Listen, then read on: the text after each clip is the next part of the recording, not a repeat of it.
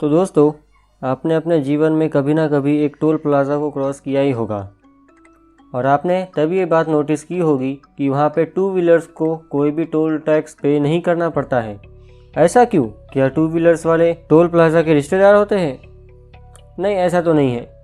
तो ऐसा क्यों है, ये जानते हैं हम इस वीडियो में। तो welcome back to my channel MakeTech A S. हाँ, मेकटेक एएस। रिश्ता वही सोच नहीं। क्योंकि नए साल के पावन अवसर पे हमने हमारे चैनल का नाम बदल दिया है, तो हर बार की तरह शुरू करते हैं ये वीडियो को एक छोटे से इंट्रो के बाद।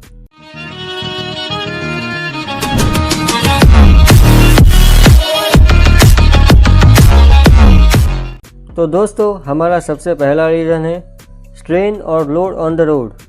तो फ्रेंड्स, हमें ये तो पता है कि टू व्हीलर का डायमेंशन, वेट और लोडिंग कैपेसिटी बाकी गाड़ियों से बहुत ज़्यादा कम होता है, जिस वजह से हम उस पर ज़्यादा लोड कैरी नहीं कर पाते। और उसी के चलते जब भी हम हमारे टू व्हीलर से कोई भी हाईवे पे चलते हैं तो दूसरे गाड़ियों के मुकाबले टू व्हीलर का लोड रोड पे बहुत ज़्यादा कम पड़ता है, या कह सकते हैं कि लगभग ना के बराबर, क्योंकि हाईवे पे ट्रक, बसेस, कार्स वगैरह ज़्यादा नज़र आते हैं, ना कि टू व्हीलर। और टू व्हीलर से ज़्यादा इम्पैक्ट भी नहीं पड़ता। और दोस्तों, जैसे कि हमें पता है, टोल प्लाज़ा पे सिर्फ दो रीज़न की वजह से टोल टैक्स लिए जाता है।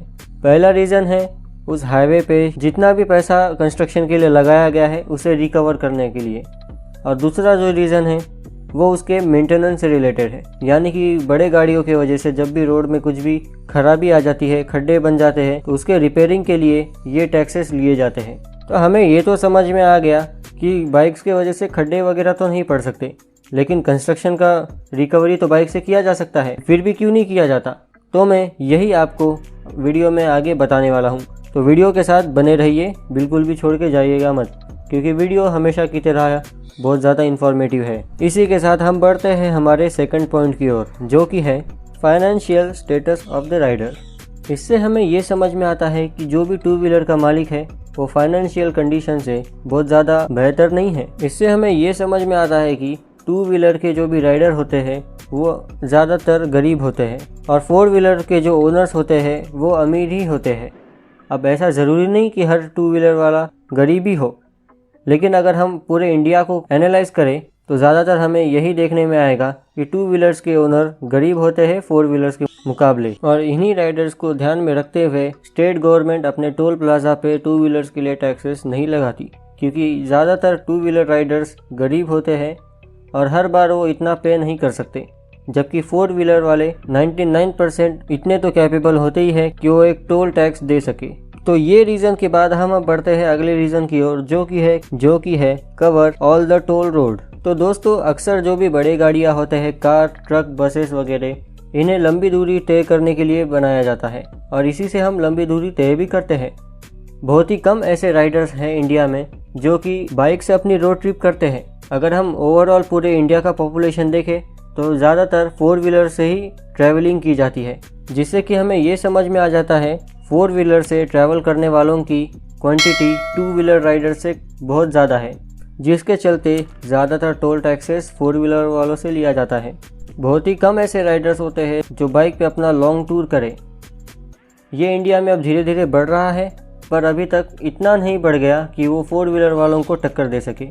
इसी के लिए फोर व्हीलर वालों से टोल टैक्स लिया जाता है और टू व्हीलर्स वालों से नहीं लिया जाता, क्योंकि माना जाता है कि two wheeler short distance cover करने के लिए यूज़ की जाती है। तो इसी से रिलेटेड मैं आपको एक क्वेश्चन पूछना चाहूँगा। आप कमेंट में ये मुझे ज़रूर बताइए कि आप अपने टू व्हीलर से मैक्सिमम कितना डिस्टेंस कवर कर चुके हैं, यानी कि आपका लॉन्गेस्ट टूर कितने किलोमीटर का था। आंसर देने के बाद हम अब बढ़ते हैं अगले पॉइंट की ओर। तो हमारा अगला पॉइंट है size and space of the vehicle. दोस्तों, आपने ये तो ज़रूर से नोटिस किया होगा कि व्हीकल का साइज़ जितना ज़्यादा बड़ा होगा उससे उतना ज़्यादा टोल टैक्स लिया जाता है। इसके कई रीजंस हैं, उसमें से ये भी एक है कि size and space of the vehicle. अब ये क्या है, मैं आपको एक्सप्लेन करता हूँ। बेसिकली रूल ये है कि कोई भी गाड़ी से टोल टैक्स लेने के लिए वो गाड़ी का कैपेसिटी 1 PCU होना चाहिए, यानी कि 1 पैसेंजर कार यूनिट। अब जो बस और ट्रक होते हैं वो अक्सर 3 से लेके 5 PCU के बराबर होते हैं। और जो बहुत ही बड़े बड़े मेगा ट्रक्स वगैरह होते हैं या ट्रेलर्स होते हैं वो अक्सर 6 से लेके 9 PCU के बराबर होते हैं। और इन्हीं के PCU के मुताबिक इनसे टोल टैक्स लिया जाता है। तो हमारे बाइक या फिर बेसिकली सभी टू व्हीलर 1 PCU से कम होते हैं, इसीलिए उनसे टोल टैक्स नहीं लिया जा सकता। और फ्रेंड्स, आपने ये भी नोटिस किया होगा कि एक ही रोड पे अलग अलग टोल प्लाजा पे अलग अलग टैक्सेस लिए जाते हैं। ऐसा क्यों? बेसिकली ये इसीलिए है, जितना रोड नया होगा उतना उसका चार्जेस ज़्यादा होगा, और जैसे जैसे रोड पुराना होते जाएगा उसके चार्जेस कम होते जाएंगे। बेसिकली ज़्यादा टैक्सेस जल्दी कवर अप करने के लिए होते हैं। तो फ्रेंड्स, मेरी जो ये बात है कि टू व्हीलर से टोल टैक्स नहीं लिया जाता, इस पे 100% लोग एग्री नहीं करेंगे। बेसिकली ये डिसाइड करना स्टेट गवर्नमेंट के हाथ में होता है।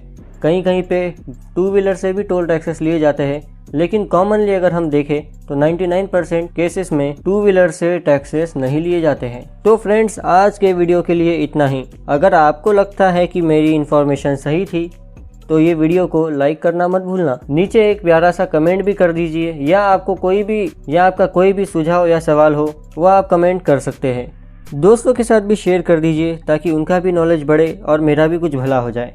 और हाँ, चैनल को सब्सक्राइब करना मत भूलना। बेल आइकन भी जल्दी दबा दीजिए ताकि लेटेस्ट नोटिफिकेशन आप मिस ना करें, क्योंकि ऐसी ही कमाल की वीडियो मैं हर संडे लाते रहता हूँ। तो फाइनली गुड बाय।